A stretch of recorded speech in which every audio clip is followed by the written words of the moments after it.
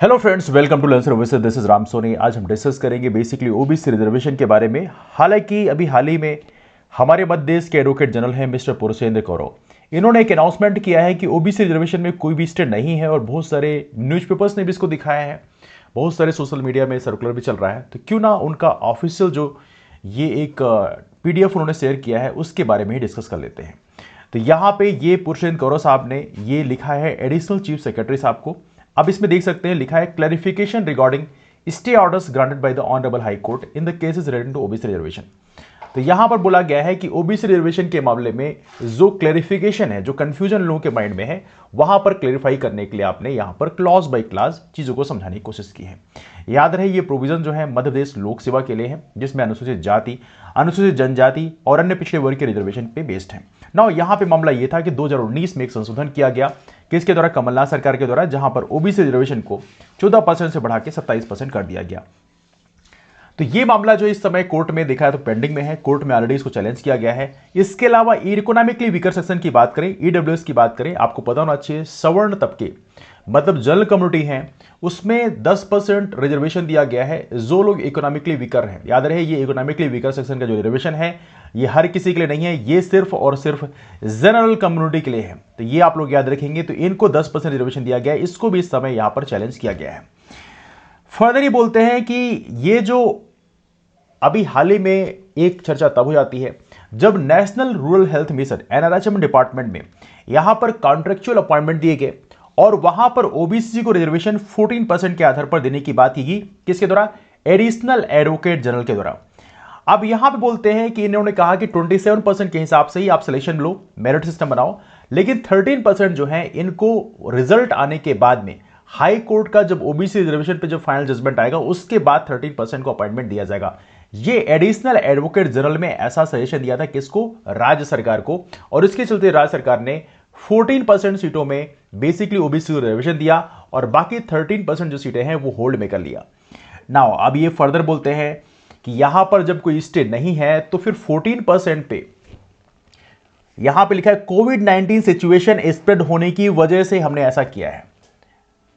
Sir पहले तो हम ये जानना चाहते हैं तो कोविड-19 सिचुएशन का रिजर्वेशन से क्या मतलब? क्या रिजर्वेशन में भी संक्रमण लग गया है?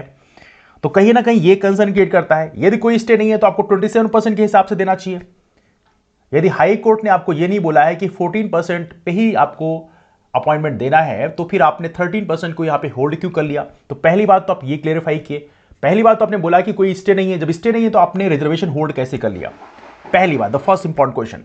दूसरी बात यहां पे देखा है तो एडवोकेट जनरल की बात करें तो बाद में कुछ और मामले भी आते हैं। नेशनल रूरल हेल्थ मिशन के बारे में बाद में एडवोकेट जनरल ने भी अपनी राय दी। नाउ यहां पे कुछ मामले हैं जहां पे हल्का सा कानून की भाषा में कुछ चीजों को समझाने की कोशिश किया गया है। आप लोग पता होना चाहिए कानून की भाषा में चीजें थोड़ी कॉम्प्लिकेट होती है, लेकिन फिर भी हम समझने की कोशिश करते हैं। यहां पर एक मामला है असिता दुबे। इन्होंने बेसिकली ओबीसी रिजर्वेशन को चैलेंज किया था स्टेट ऑफ एमपी के अगेंस्ट में। अब ये मामला हाईकोर्ट पेंडिंग में है। अब इस मामले में पीजी कोर्सेज जो हमारे यहां नीट में जो मेडिकल में जो पीजी कोर्सेज होते हैं उसमें 27% रिजर्वेशन का डायरेक्शन था। अब इसमें ये असिता दुबे जो हैं इस मामले को लेकर कोर्ट पहुंच गई। जब कोर्ट पहुंच गई तो यहां पर ऑनरेबल हाई कोर्ट ने बोला कि यहां पर रिजर्वेशन जो है वो मोर देन 14% ओबीसी कैटेगरी के लिए नहीं दिया जाएगा। ऑलराइट, अब देखिए ये काफी इंपॉर्टेंट है कि यहां पर एक प्रकार से कह सकते हैं कि यहां पर होल्ड लग गया। एक प्रकार से कह सकते हैं ओबीसी रिजर्वेशन 27% अप्लाई करने में एक प्रकार से स्टे लग गया। अब ये चीजें आम आदमी के समझ में नहीं आएगी, क्योंकि यहां पर वही कह रहा हूं लॉ की जो लैंग्वेज है वो काफी कॉम्प्लिकेट कर दी जाती है, तो चीजें आमतौर पे लोगों को समझ में इतनी आसानी से नहीं आती। ये चीजें स्टार्टिंग में लिखी होनी चाहिए। आपको स्टार्टिंग में लिखना चाहिए कि ओबीसी के 14% रिजर्वेशन में स्टे नहीं है, 27% में है। इस तरह से यदि हमारे महाधिवक्ता साहब क्लेरिफाई करते तो बात शायद ज्यादा अच्छी होती, बट यहां पे उन्होंने इस तरह से क्लेरिफाई नहीं किया। तो आप कह सकते हैं यहां पे 14% रिजर्वेशन में स्टे नहीं है, लेकिन 27% रिजर्वेशन में ऑनरेबल हाई कोर्ट ने फिर से स्टे लगा दिया। किसमें? पीजी कोर्सेज में। मतलब पीजी कोर्सेज में 14% के हिसाब से सीटें भरी जाएंगी। ऑलराइट, अब इसके बाद देखा तो यहां पे कई सारे केस हैं। चंद्रकांत द्विवेदी का नाम आप देख सकते हैं, स्वतंत्र कुमार जैन का नाम देख सकते हैं, इसके अलावा शिवांगना शुक्ला का नाम दे सकते हैं, शांतिलाल जोशी का नाम दे सकते हैं। इन सभी ने स्टेट ऑफ मध्य प्रदेश के केस में रिट फाइल किया, पिटीशन फाइल किया। अब इसकी बात कर सकते हैं, यहां पे कई सारे मामले हैं, यहां पे तो इतना ज्यादा क्लैरिफिकेशन यहां पे दिया नहीं है, हर जगह यही किया गया है, चैलेंज किया गया है ओबीसी रिजर्वेशन को। अब यहां पे इनका कहना यह कि 27% रिजर्वेशन जो ओबीसी को प्रेस्क्राइब किया गया है उसको यहां पर स्टे हर जगह नहीं लगाया गया है। इनका कहना यह है कि कुछ पर्टिकुलर प्लेसेस में ही स्टे लगाया गया है, जनरलाइज तरीके से पूरे के पूरे राज्य में सारी पोस्ट नहीं लगाया गया। सर मैं आपसे पूछना चाहता हूं कि आप तो 14% के हिसाब से ही हर जगह आप अपॉइंटमेंट दे रहे हैं, और जब 14% के हिसाब से अपॉइंटमेंट दे रहे हैं तो 27% पे स्टे नहीं लगाया गया, इसका मतलब क्या होता है? जरा एक बार और एक पीडीएफ बना के ऐसे ही क्रोनोलॉजी आप समझा दीजिए तो ज्यादा अच्छा होगा, एटलीस्ट हमारे पास थोड़ी ज्यादा बेटर अंडरस्टैंडिंग आ सकती है। दूसरी बात यहां पे जहां पे बात करें टीचर्स की बात करें, टीचर्स एलिजिबिलिटी की बात करें, टीचर्स का भी हाल ही में आप लोग पता होना चाहिए टीचर्स का सिलेक्शन हुआ, और टीचर्स के सिलेक्शन में भी यहां पे ही मामला आ रहा है कि 27% रिजर्वेशन ना फिल करके 14% रिजर्वेशन पे ही ओबीसी को सीटें भरी जानी चाहिए। देखिए यहां पर कोई कंफ्यूजन नहीं है, पहले से ही लोगों को पता था, लोग ऑलरेडी चीज जानते थे। पुरुषोत्तम कौरव सर, ये चीजें लोग ऑलरेडी पहले से पता था कि 27% पे स्टे लगा हुआ है, 14% पे स्टे नहीं लगा हुआ है, 13% होल्ड करके आप अपॉइंटमेंट दे सकते हैं, ये पहले से ही पता था। फिर ये नया सर्कुलर जारी करने का क्या मतलब होता है, ये हमारी समझ से परे है, जरा एक बार फिर से आप समझाएं। और अब इनका कहना यह है कि अगली जो सुनवाई होगी 1 सितंबर को, यहां पे चीजें क्लियर होंगी कि ओबीसी को रिजर्वेशन ऑनरेबल हाईकोर्ट कितना देते हैं। तो कह सकते हैं ये आपका डॉक्यूमेंट जो है इससे बहुत सारी चीजों को एक्सप्लेन करने की कोशिश की गई है, और कहा गया है कि यहां पे जो न्यूज मीडिया हाउसेस हैं वहां पे अलग अलग चीजें दिखाई गई हैं, बट मुझे ऐसा लगता है कि यहां पे जो आपने बताया है उसमें कोई कंफ्यूजन नहीं है, पहले से ही पता था कि 14% के हिसाब से रिजर्वेशन मध्य सरकार जगह जगह दे रही है, 13% पे ऑलरेडी होल्ड कर रखी है, 27% पे रिजर्वेशन पे हर जगह पोस्ट अपॉइंटमेंट नहीं दे सकते हैं, क्योंकि नेशनल रूरल हेल्थ मिशन में ही आपने देख लिया है इस चीज को।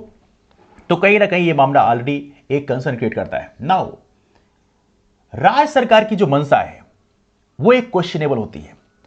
यदि आप कहते हो कि स्टे नहीं लगाया तो राज्य सरकार ने टीचर्स के अपॉइंटमेंट में फिर इतनी देरी क्यों की?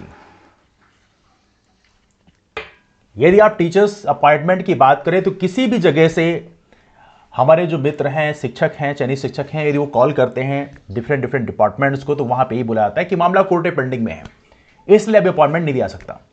तो साहब आपने डिपार्टमेंट को भी तो बताओ, ये कोई सब्जी वाले की दुकान थोड़ी चल रही है कि यहां पे कंफ्यूजन हो रहा है कि आलू किस रेट पे चल रही है कि भिंडी किस रेट पे चल रही है। साहब ये सब्जी की दुकान नहीं है, ये आप सरकार चला रहे हो, और सरकार चला रहे हो और यहां पे टॉप पोस्ट में बैठे हुए लोगों को यह नहीं पता है कि हमारे राज्य में कानून क्या चल रहे हैं। यदि लोगों को यह नहीं पता है तो उनके लिए मैं कहना चाहूंगा, राज्य सरकार से अपील करना चाहूंगा, राज्य सरकार को खुद भी नहीं पता है तो कहीं ना कहीं एक कंसर्न क्रिएट करता है। तो राज्य सरकार को अपने सारे इंप्लॉइज को बिठा के एटलीस्ट ट्रेनिंग देना चाहिए 14 दिन की, 14 डेज की आप ट्रेनिंग दो और बताओ लोगों को कि हमारे राज्य में कौन कौन से कानून चल रहे हैं, उसको कैसे इंप्लीमेंट करना है। तो कहीं ना कहीं एक बड़ा कंसर्न क्रिएट करता है। ये डॉक्यूमेंट सर आपने जरूर रिलीज किया है, लेकिन इसमें फर्दर कंफ्यूजन क्रिएट होता है कि आखिर 14% पे 14% आपको सीधे लिखना चाहिए, 14% पे अलाउ किया है, 27% पे होल्ड रखा है, 13% को मतलब अभी अपॉइंटमेंट नहीं दिया जाएगा। That's simple thing. तो एटलीस्ट हमें क्लेरिफिकेशन ज्यादा बेहतर मिलेगा। देखिए कानून हर किसी के इतने समझ नहीं आता, कानून की जो लैंग्वेज होती है वो हर किसी की इतनी समझ नहीं आती। मैं यही कहता हूं कि हमारे जो पॉलिटिशियंस हैं, हमारे जो कानूनविद हैं, उनकी एक रिस्पॉन्सिबिलिटी और भी होनी चाहिए। अपनी लैंग्वेज में अपनी किताबों क्या पढ़ते हैं, अच्छी बात है, हमारे राज्य में हर कोई वकील तो है नहीं, और जब कोई हर कोई वकील नहीं है तो सिंपल से 2 लाइन में लिखो ना, इतना ही लिख दो कि हां ओबीसी का 27% रिजर्वेशन नहीं मिलेगा, 14% के हिसाब से इस समय दिया जाएगा, 13% पे होल्ड रखा है। सिंपल सी एक लाइन, सबके समझ में आ जाएगी। आपको क्या लगता है, आप नीचे कमेंट करके जरूर अपने ओपिनियन दें। आपको क्या लगता है कि हमारी राज्य सरकारें हैं या हमारे ऑनरेबल एडवोकेट जनरल साहब हैं, उनको क्या क्लैरिफिकेशन ज्यादा बेहतर तरीके से देना चाहिए, सिंपल लैंग्वेज इस्तेमाल करना चाहिए नहीं? इसमें आपने ओपिनियन जरूर दे सकते हैं, या ओबीसी रिजर्वेशन के मामले में आपके क्या मत हैं, क्या राय हैं, इसको आप जरूर नीचे बता सकते हैं। हालांकि मैं यही कहना चाहूंगा, ओबीसी रिजर्वेशन यदि आपको देना है और उसको जस्टिफाई करना है तो हमारे देश में आपको कास्ट सेंसस कराना पड़ेगा, जाति आधारित जनगणना करानी पड़ेगी, और उसके बाद में ही पता चल पाएगा कि ओबीसी समाज जो है वो उसकी आबादी कितनी है, एग्जैक्ट डेटा मिल पाएगा और उसका प्रतिनिधित्व कितना है। बात सिर्फ यहां पर पॉपुलेशन से नहीं होगा, यह भी पता होना चाहिए प्रतिनिधित्व कितना है। अलग अलग पोस्ट में हमारे यहां हाई कोर्ट में जजेस कितने हैं, सुप्रीम कोर्ट में जजेस कितने हैं, आईएएस कितने, आईपीएस कितने हैं, सेक्रेटरी कितने हैं, ग्राउंड लेवल पे जो हमारे प्रोफेसर्स कितने हैं, किसी डिपार्टमेंट के एचओडी कितने हैं। तो ये सारी चीजें पता चल पाएगी जब हमारे यहाँ कास्ट सेंसस होगा, तभी जाके चीजें क्लियर होंगी। है क्या ओबीसी समाज जिसकी आबादी हमारे राज्य देश में कही जा रही है सो कॉल्ड की 50% से ऊपर है, 52% है, 55% है, क्या उसका प्रतिनिधित्व भी उसी लेवल पे है? ये एक बड़ा क्वेश्चन है, यक्ष प्रश्न है, इस पे हम डिटेल डिस्कशन करेंगे। हालांकि हमारे बहुत सारे फ्रेंड्स का कहना यह है कि हमारे देश में आरक्षण जो है वो जाति के आधार पर नहीं बल्कि अर्थ के आधार पर होना चाहिए।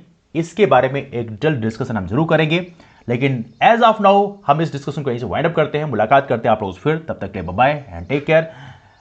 एंड गुजारिश है कि जो हमारे नए फ्रेंड्स हैं वो रामसोनी एमपीपीएससी नाम का टेलीग्राम ग्रुप जरूर ज्वाइन करें, यहां पर आपको क्लासेस की इंफॉर्मेशन मिल जाएंगी। और दूसरी बात एक और है, शाम को 4 बजे हमारी एमपीपीएससी मेंस की आंसर राइटिंग क्लास होती है, उसमें भी आप लोग आकर पार्टिसिपेट कर सकते हैं। तो दैट्स ऑल फॉर नाउ, मिलते हैं फिर, bye, take care, have a wonderful day ahead, keep forward and thank you so much all of you, take care, thanks so much.